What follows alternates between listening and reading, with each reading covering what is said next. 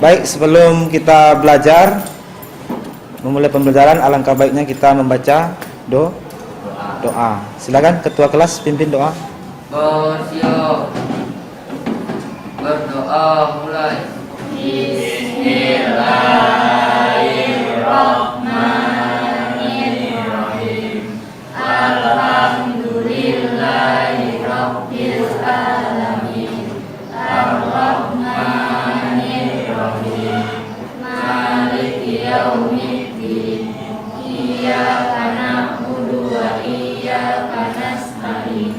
Ihdinas shiratal mustaqim. Shiratal ladzina an'amta 'alaihim ghairil maghdubi 'alaihim waladdallin. Amin. Doa selesai. Salam kepada Pak Guru. Assalamualaikum warahmatullahi wabarakatuh. Assalamualaikum warahmatullahi wabarakatuh. Bismillahirrahmanirrahim. Assalamualaikum warahmatullahi wabarakatuh. Untuk absen hari ini masuk semua. Alhamdulillah. Oke, sebelum kita memulai pembelajaran, alangkah baiknya kita menyanyikan lagu Garuda Pancasila. Pancasila, aku mendukungmu. Patriot proklamasi, sedia berkorban untukmu. Pancasila dasar negara, rakyat hidupku sentosa. Pribadi bangsaku, ayo maju, maju, ayo maju, maju, ayo maju. Oke, kita masuk pada materi. Materinya makna, kedudukan dan fungsi Undang-Undang Dasar Negara Republik Indonesia tahun 1945. Bisa dilihat di materi ajarnya. Submateri yang kita bahas adalah peraturan perundang-undangan dalam sistem hukum nasional. Yang sebelumnya, materi yang minggu kemarin kita membahas fungsi Undang-Undang Dasar.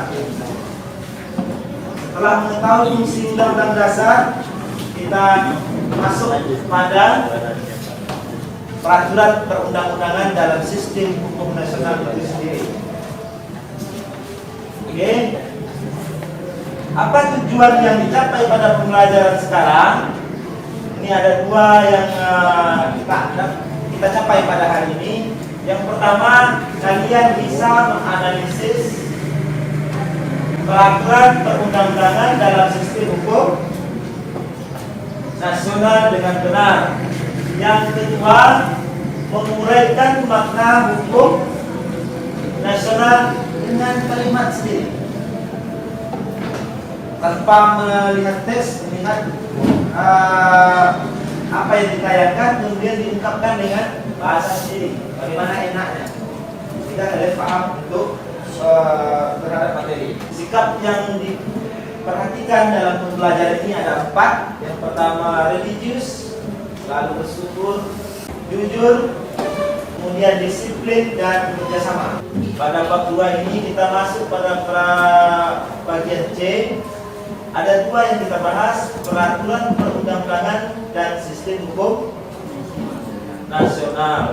Perhatikan, simak, baca. Dari wacana gambar di atas, peraturan apa yang dilanggar oleh gambar tadi, berita tadi? Tidak memakai masker. Apa sanksi yang diberikan kepada pelanggar tadi? Denda 100.000. Denda 100.000. Ada lagi yang lain? Selain denda 100.000 yang dari gambar tadi orangnya membersihkan apa? Membersihkan rumput. Itu sanksi sosial. Mengapa orang tadi, warga tadi, masyarakat tadi melanggar aturan? Kurangnya kesadaran. Ya, kurangnya kesadaran. Selanjutnya, dapatkah Anda sebutkan salah satu bentuk peraturan perundang-undangan? terkait COVID. Menjalankan protokol kesehatan. Menjalankan protokol kesehatan. Peraturan yang dibuat oleh DKI Jakarta, Gubernur DKI Jakarta nomor 41 tahun 2020. Itu jenis aturannya tentang pembatasan skala besar PSBB. Oke, bagaimana pendapat Anda tentang pemberian sanksi tadi? Sanksi yang diberikan 100.000, membersihkan jalan, membersihkan sampah.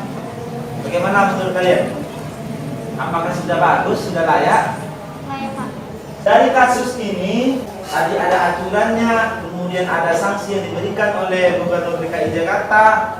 Dari gambar tadi, dari keterangan tadi, coba kalian simpulkan apa maksud dari peraturan perundang-undangan. Bisa lihat di materi ajarnya. Yang dimaksud dengan peraturan perundang-undangan adalah peraturan tertulis yang memuat norma umum dan mengikat warga masyarakat untuk mematuhi dibuat oleh lembaga negara atau pejabat yang berwenang. Ya, peraturan yang sifatnya tertulis, memuat hukum, kemudian sifatnya mengikat. Dengan apa mengikat? Adanya sanksi yang terselip tadi. Nomor 41 tahun 2020. Kemudian ada sanksi yang diberikan. Tadi sanksinya apa? 100.000, membersihkan jalan. Siapa yang membuat? Lembaga yang berwenang. Dari contoh kasus tadi, siapa yang buat? Gubernur DKI Jakarta. Dari contoh tadi bisa dianalisa.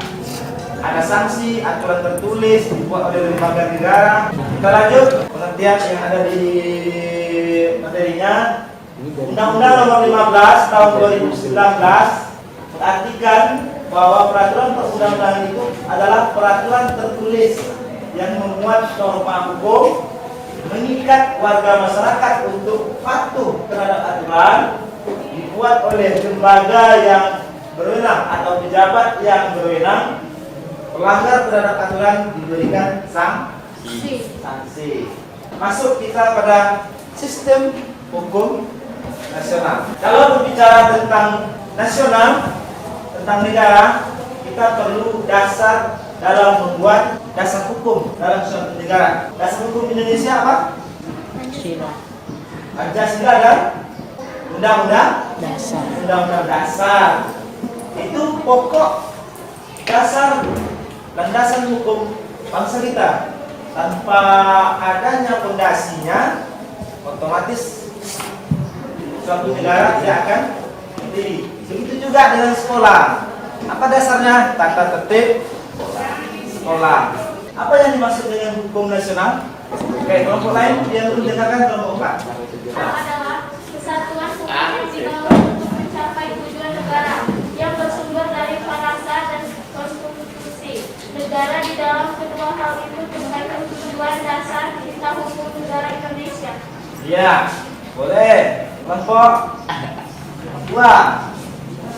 Adalah peraturan hukum yang berlaku di suatu negara yang terdiri atas prinsip-prinsip serta peraturan yang ditaati oleh masyarakat dari suatu negara. Apa itu sistem hukum nasional? Peraturan yang berlaku di Indonesia. Peraturan apa saja? Semua peraturan dari yang terendah, dari yang tertinggi sampai terkecil terendah, dari urutan undang-undang dasar sampai ke peraturan daerah, semuanya itu ada kaitannya, saling menunjang satu sama lain untuk mengatasi permasalahan yang timbul di tengah-tengah masyarakat. Oke, contohnya seperti ini. Lihat gambar ini. Gambar apa itu? Ada gambar darurat corona. Ada gambar di atasnya karantina kesehatan menurut undang-undang. Sebelahnya ada kebijakan pemerintahan Aceh tentang corona. Di sebelahnya ada rumah belajar, belajar dari rumah. Gambar tersebut apa ada kaitannya? Ada? Oke, kaitannya apa? Ya? Kaitannya sama-sama membahas, mengatur tentang corona. Inilah yang dimaksud tadi sistem hukum nasional. Bahwa aturan yang di atas sampai ke bawah dalam satu permasalahan saling menunjang satu sama lain. Tidak cukup dengan undang-undang saja. Perlu ada penjelasan dari aturan di bawah sampai ke tingkat daerah. Semua itu saling menunjang demi mengatasi tersebar luasnya virus corona. Oke, sekarang lihat LKPD masing-masing. Di dalam LKPD, aktivitas diskusi yang dilakukan mencari peraturan yang ada di Batam. Dari aturan tersebut dianalisa apakah ada pelanggarnya, apakah ada sanksi yang diberikan. Kalau ada, sudah diberlakukankah belum? Kalau belum, apa alasannya? Pengamatan kalian atas aturan yang ada di Batam selesai, baru kalian analisa bagaimana pendapat kalian tentang aturan yang ada di Batam. Silakan dibaca LKPD-nya. Yang tidak paham boleh ditanyakan. 10 menit bisa ya.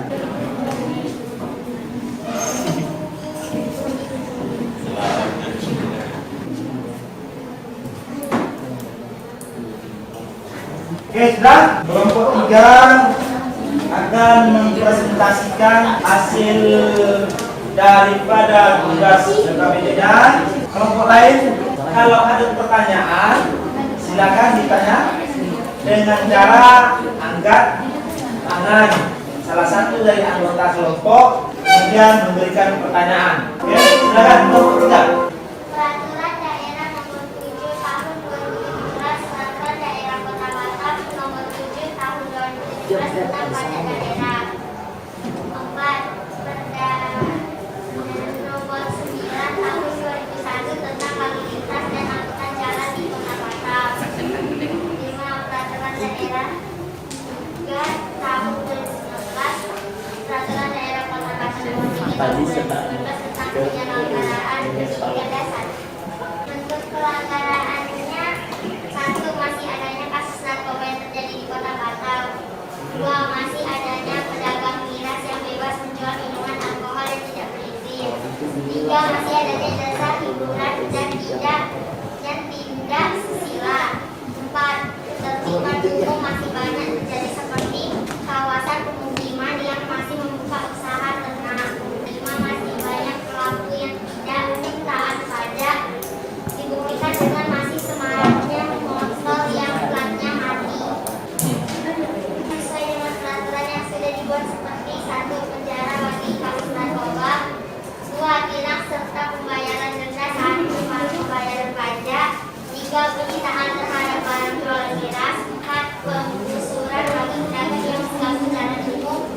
5. Penutupan bagi jasa hiburan yang tidak berizin. Pelaksanaan sanksi selalu diberikan kepada pelanggar hukum sesuai dengan aturan yang ada. Alasannya agar tidak terjadi lagi kasus yang sama berulang di kemudian hari, sehingga apa yang dicapai oleh pemerintah daerah tersebut menjadi masyarakat yang damai, tertib, bersih, dan berpendapatan yang banyak sehingga bisa memajukan menjadi Kota Batam yang memadai.